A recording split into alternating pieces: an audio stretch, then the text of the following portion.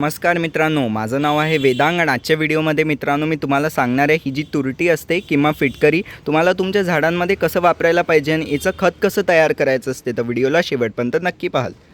सगळ्यात पहिले मित्रांनो जी ही तुरटी असते फिटकरी ही मित्रांनो खूप चांगली असते। जी माती असते त्याचं पीएच सुधारते, अजून त्याचं पीएच सुधारल्यानंतर जे पण मित्रांनो आपण झाडाला खतं टाकतो तर त्याचं ॲब्झॉर्प्शन खूप चांगल्याने होते।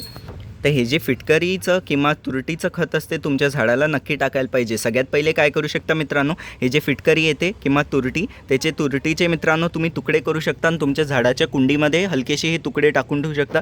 जास्त नाही टाकायचे, अशी छोटीशी कुंडी आहे त्याच्यात हलके एखाद दोन लहानसे तुकडे तुम्हाला टाकून द्यायचे आहे तुरटीचे। ही झाली फर्स्ट स्टेप, पण मित्रांनो याच्यात जास्त काही ॲब्झॉर्प्शन नाही होणार, तर तुम्हाला याचं खत तयार करायला पाहिजे। तर खत कसं तयार करू शकता, ही जी तुरटी आहे मित्रांनो, तुरटी किंवा मित्रांनो फिटकरी तुम्हाला घेऊन घ्यायची आहे। अजून ही एवढा जो तुकडा पाहू शकता मित्रांनो, हे 2 ते 3 लिटर पाण्यामध्ये तुम्हाला टाकायचं आहे। समजा तुमच्याकडे मोठी बकेट नसेल तर लहानशी बकेट घेऊन घ्या तुम्ही आणि त्याच्यात मग हे टाकून द्या मित्रांनो, जसं 1-2 लिटरच्या याच्यात।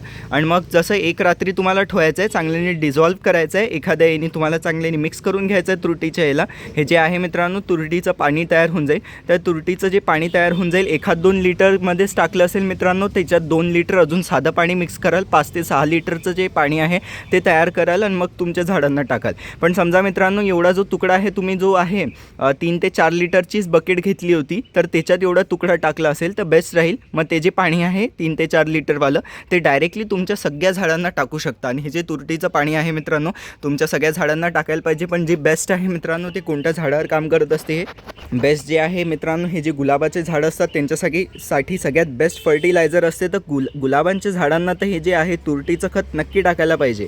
आणि तसंच गुलाबच नाही, तुम्ही सगळ्या झाडांनाही मित्रांनो हे जे आपण खत तयार केलं हे टाकू शकता। तर हे अशा प्रकारे मित्रांनो तुम्हाला तुरटी वापरायला पाहिजे। आणि तुरटी वापरण्याचे फायदे जसं आधीच सांगितलं, खूप लोक मित्रांनो खतं पण टाकत असतात, रासायनिक खतं पण टाकतात किंवा ऑर्गॅनिक फर्टिलायझर्सचा पण खूप चांगल्याने वापर करतात, पण मित्रांनो त्यांच्या झाडांना खूप चांगले फुलं किंवा जशी फळं आहे ते लागत नाही। तर त्याचं एक कारण असते मित्रांनो, जे मातीचं जे पीएच आहे ते खराब असते, तर त्याला सुधारण्यासाठी मित्रांनो जे हे तुरटीचं पाणी आहे ते खूप चांगलं असते। तर तुरटीचं पाणी टाकल्याने जे मातीचं आहे ते पीएच चांगलं होईल मित्रांनो, जेणे की मग जे आपण कोणतंही झाडाला जे खत टाकतो ते झाडाच्या मुळाने खूप चांगलं ॲब्झॉर्ब होईल आणि मातीत त्याचं खूप चांगलं ॲब्झॉर्प्शन होईल। तर मित्रांनो हे पण तुरटीचं जे पाणी आहे ते झाडाला टाकण्याचा फायदा असते। खतासारखंच काम नाही करत, पण जी आपली माती आहे त्याला पण सुधारण्याचं काम करते। तर तुम्हाला मित्रांनो जे तुरटीचं पाणी आहे किंवा हे जे फिटकरीचं फर्टिलायझर आहे मित्रांनो हे नक्की वापरायला पाहिजे।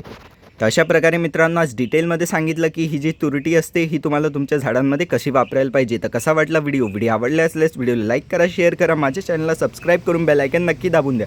अजून मित्रांनो आता स्क्रीनवर तुम्हाला इथे खताची प्लेलिस्ट येते असेल, त्याच्यात मी मित्रांनो खूप चांगले ऑर्गॅनिक फर्टिलायझर्स सांगून ठेवले आहे, तर त्या ऑर्गॅनिक फर्टिलायझर्सच्या प्लेलिस्टला क्लिक करून नक्की पाहाल। अजून मित्रांनो व्हॉट्सअपचा ग्रुप नक्की जॉईन करा, लिंक कमेंट डिस्क्रिप्शन दोन्ही याच्यात टाकून दिल्या लिंकला क्लिक करून व्हॉट्सअपच्या ग्रुपमध्ये जॉईन होऊ शकता। आणि झाडासंबंधित काही प्रश्न विचारायचे त्या व्हॉट्सअपच्या ग्रुपमध्ये तुम्ही मला विचारू शकता। धन्यवाद।